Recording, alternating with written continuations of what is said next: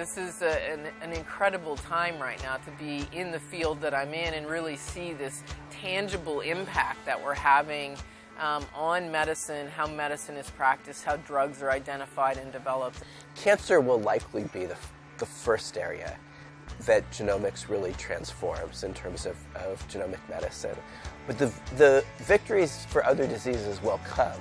Treating individual patients generically just doesn't make sense.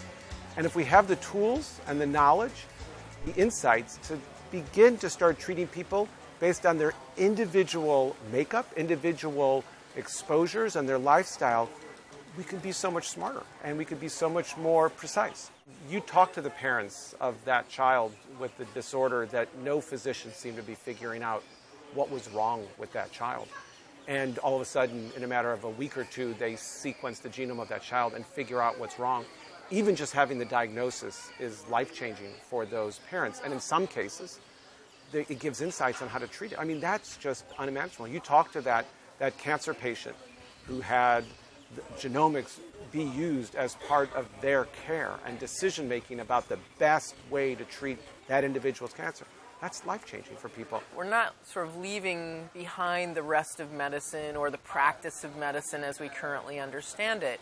Instead, what we're trying to do, and what I tried to point out in my talk yesterday, is that we're trying to augment or add to that decision-based medicine by adding additional information, additional data, and really tying that together with all of the other things that we already know about in terms of cancer care. The range of cancers in which we're understanding the value of the DNA sequence is exploding. For me, again, thinking about having grown up with the Human Genome Project, it is incredible to me to see how it's being realized now, how it's put into practical use.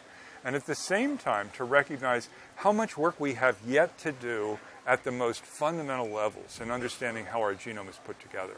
So I'm going to say we should be running at full speed with medical application of the great knowledge that we've accumulated. At the same time, I'm going to say, you know, there are even a lot of nooks and crannies in our genome where we have not even yet ventured.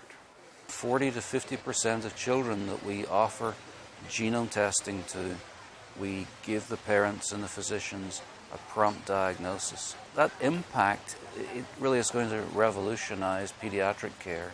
No need for amnio and the associated problems that can crop up in that procedure.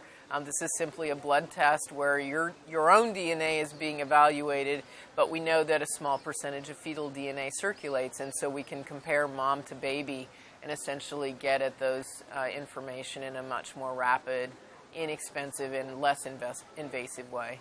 The drugs that are used to treat schizophrenia, for example, have the same molecular mechanisms as drugs that were discovered by accident 50 years ago. That is sad. That is an extreme lack of progress. And I think that with genomics, we will ultimately be able to transform the rate of progress in certain areas of medicine. It will be harder and harder and harder to leave no fingerprints, right? You know, the DNA fingerprint is now deeper and deeper and deeper. You know, if you have a weapon, for example, who's touched that weapon? It used to be that using the standard STR markers, it's hard to distinguish among more than 2 or 3 or 4 people, right? But with next generation sequencing, you can sequence to very high depth. And so that sort of very digital data that comes from next generation sequencing could yield much deeper insights. Might have human remains, and you're trying to understand who is this individual, who are they related to, do they contain, if it's a crime scene, do they contain samples of both the victim and the perpetrator? It'll be harder to get away with murder.